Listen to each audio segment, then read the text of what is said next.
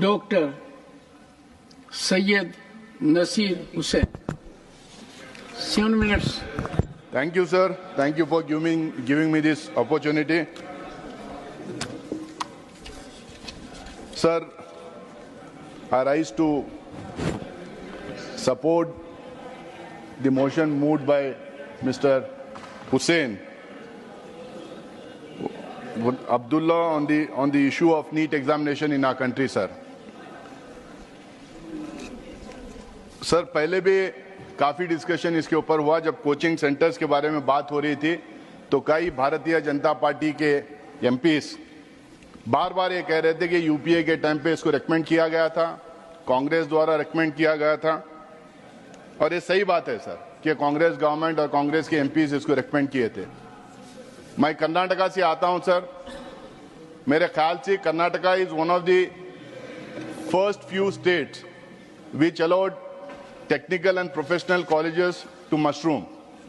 वहाँ पे इतने ज़्यादा इंजीनियरिंग मेडिकल कॉलेजेस हो गए थे, गवर्नमेंट के सपोर्ट से ज़्यादा बच्चे इंजीनियरिंग और मेडिकल कॉलेजेस में पढ़ने लगे थे।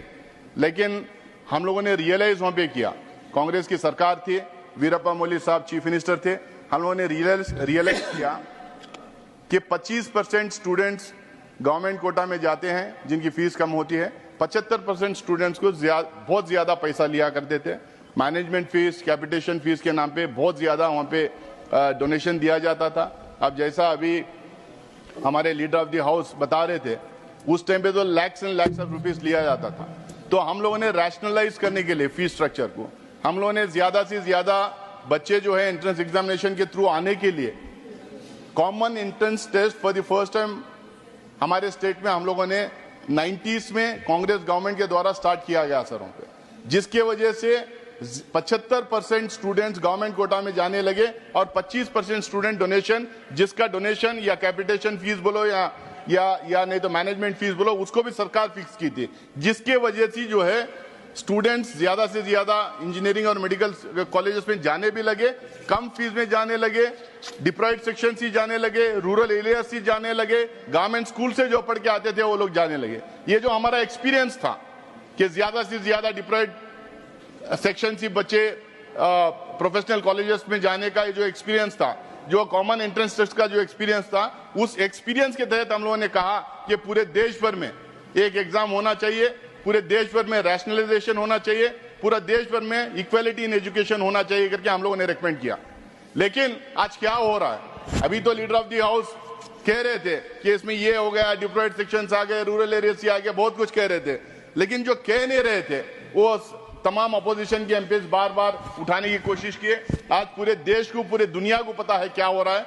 आज जो करोड़ों बच्चे जो एंट्रेंस एग्जामिनेशन में पार्टिसिपेट करना चाह रहे हैं, जो माँ बाप जो अपनी पूरे जिंदगी की पूंजी जो संभाल के अपने बच्चों को डॉक्टर इंजीनियर जो बनाना चाह रहे हैं, उनके साथ क्या हो रहा है आज देश के सामने है। आज क्यों हम लोग अपोजिशन के एमपीज ये बार बार ये कह रहे हैं कि नीट स्क्रैप होना चाहिए, एनटीए स्क्रैप होना चाहिए, ये आपके सामने है सर। मैं कितना भी बोलूं इसमें कम है। इसमें जिस तरह से पेपर लीक्स में है, 70 पेपर लीक 7 एग्जाम में, सारा हिंदुस्तान मान रहा है, सारे लोग मान रहे हैं, मीडिया में आया, लेकिन अगर कोई मान नहीं रहा तो है कि मंत्री मान नहीं रहे हैं कि सरकार मान नहीं रहा। अगर हर चीज में लीक, यहाँ पेपर लीक हो रहा है, राम मंदिर में लीक हुआ, संसद में लीक हुआ, मुझे लगता नहीं कि अब सरकार में क्या क्या लीक होने वाला है आने वाले दिनों में। ये लीकिंग गवर्नमेंट होते जा रही है। आप क्या बोल गए माननीय सदस्य? ग्रेस मार्क का बिजनेस क्या है बता दें। आप भावना में क्या क्या बोल गए? That part is deleted. आप बहुत कुछ बोल गए कि कहाँ लीक हो गया। सर ऐसा नहीं कहते हैं। बिहार में सर करप्शन की बात आई है, मैं ये नहीं कह रहा हूँ। सरकार भारतीय जनता पार्टी की सरकार वहां पे है, उनके इकोनॉमिक ऑफेंसेस विंग वाले उन्होंने इन्वेस्टिगेशन किया, उन्होंने बोला कि 30 लाख रुपए पेपर लेने के लिए, क्वेश्चन पेपर पाने के लिए 30-30 लाख रुपए दिया जा रहा है। गुजरात में लोगों को अरेस्ट किया गया। मुझे ये नहीं समझ में आता, हिंदुस्तान के कोने कोने से, महाराष्ट्र से, हरियाणा से, बिहार से, वेस्ट बंगाल से बच्चे कैसा एक एग्जामिनेशन सेंटर में, गोधरा में एक एग्जामिनेशन सेंटर को इतने दूर दूर से कैसा उस एग्जामिनेशन सेंटर में लिखने जाते हैं। तो इसमें जो लगातार जो बात सामने आ रही है उसमें एकदम साफ है कि जो हम पूरा नीट का जो सिस्टम है, एनटीए का पूरा जो सिस्टम है, इसमें करप्शन और इसमें कुछ लोगों को, कुछ विचारधारा से जुड़े हुए बच्चों को फैसिलिटेट करने के लिए पूरा नीट का एग्जाम यूज किया जा रहा है। आज ये एनटीए कैसा है, नेशनल टेस्टिंग एजेंसी जो है ना अपने से कोई एग्जाम कंडक्ट नहीं करती है, ये आउटसोर्स करती है। आउटसोर्स किसको कर रही है? उन लोगों को जो सत्ताधारी पार्टी है उससे जो जुड़े हुए लोगों को कॉन्ट्रैक्ट देती है। और जो स्कूल्स जहाँ पे, इंस्टीट्यूशन जहाँ पे एग्जामिनेशन किया जाता है। One second, Syed Nasir Hussain, 1 second. Rather than labeling allegations baselessly, why don't you make a suggestion? So we'll do, sir. वो लास्ट में आता हूँ। पहले क्या हो रहा है वो बोल के उसको लास्ट में आता हूँ सर। सर, हरदयाल स्कूल किसकी है हरियाणा में, सबको पता है। किस किस इंस्टीट्यूट को दिया गया है सबको पता है, और ये कॉन्ट्रैक्ट किसको दिए जा रहे हैं सबको पता है। यहाँ तक कि जो क्वेश्चन पेपर्स ले जाने की एजेंसी, जो क्वेश्चन पेपर्स का जो हम एक शहर से दूसरे शहर तक पहुंचाने की एजेंसी, एग्जामिनेशन सेंटर्स तक जो पहुंचाने की एजेंसी भी प्राइवेट एजेंसी है सर। वो किसको दे रहे हैं, कहाँ खड़ा कर रहे हैं, किसको पेपर लीक कर रहे हैं, उसको किसको भी पता नहीं है। तो ये जो लगातार जो धांधली नीट और एनटीए में जो हो रहा है, तो इसको हम लोग यही कह रहे हैं, भाई आपके पास एग्जामिनेशन आप क्यों कंडक्ट कर रहे हैं? अभी लीडर ऑफ द हाउस कह रहे थे SC ST के बच्चे आ गए, इतने बढ़ गए, रूरल एरिया से बढ़ गए। Actually sir, pre NEET 38% urban area से आया करते हैं, जो अर्बन एरिया से पास होते थे।